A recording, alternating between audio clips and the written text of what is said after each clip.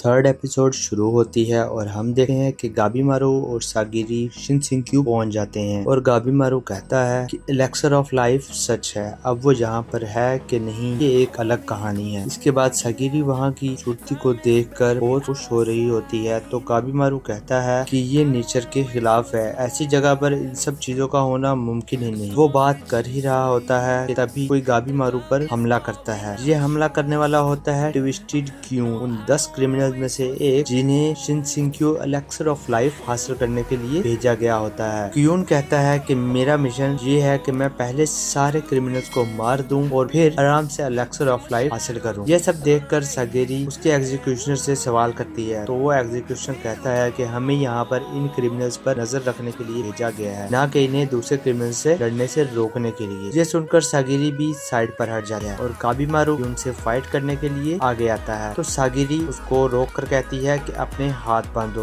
और वो हाथ बांधने के लिए रस्सी देती है, क्योंकि इससे लड़ने के लिए गाबीमारू ने अपनी रस्सी तोड़ दी होती है। गाबीमारू वो रस्सी हाथ पर बांधने लगा है और क्यून इस पर एक के बाद कई हमले करा है। गाबीमारू अपनी जगह से जरा भी नहीं हिलता और फिर एक सिंगल ब्लो में क्यून हवा में होता है। नेक्स्ट मोमेंट हम देखते हैं कि क्यून मर चुका होता है। इसके बाद किसा डोनू जो एग्जीक्यूशनर क्यून के साथ होता है, वो उसका सर काट कर ले जा रहा होता है, तो सागिरी उसे कहती है कि ध्यान से वापस जाना। तो वो रिप्लाई करता है कि मुझे छोड़ो, तुम अपने बारे में सोचो, अपने दिल को इस बात की झूठी तसल्ली मत दो कि तुम्हारे क्रिमिनल्स के हाथ बंधे हुए हैं तो तुम सेफ हो। वो क्या कर सकता है मैं देख चुका हूँ। फिर हमें दूसरे क्रिमिनल्स की झलक दिखाई जाती है। उनमें से कुछ क्रिमिनल्स तो मर चुके होते हैं और एक क्रिमिनल ने तो अपने ही एग्जीक्यूशनर को मार दिया होता है। सीन शिफ्ट होता है और दोबारा से गाबीमारू पर आता है, तो हम देखते हैं गाबीमारू ने सागिरी पर हमला कर दिया होता है। गाबीमारू कहता है कि तुम मुझे बहुत ज्यादा रोक रही हो, हमारी रिस्ट्रिक्शन की वजह से मैं एलेक्सर ऑफ लाइफ हासिल नहीं कर पाऊंगा, और अगर तुम मर जाती हो तो मैं आराम से एलेक्सर ऑफ लाइफ हासिल करके अपनी बीवी के पास चला जाऊंगा। उन दोनों के दरमियान काफी टेंस बैटल होती है और आखिर में हम देखते हैं कि गाबीमारू वो जीत जाता है। गाबीमारू सागिरी को मारने वाला होता है कि उसके हाथ कांप रहे होते हैं, वो चाहकर भी सागिरी को नहीं मार पा रहा होता है। तो उसे याद आता है उसकी भी ने उससे कहा था कि तुम बोलो नहीं हो और अपने इमोशंस को जाहिर करना कोई कमजोरी नहीं है। यही सोचते हुए गाबीमारू रुक जाता है। आखिरकार हमें दिखाई जाती है शिनसिंक्यू की असल ब्यूटी। हमें देखने को मिलती हैं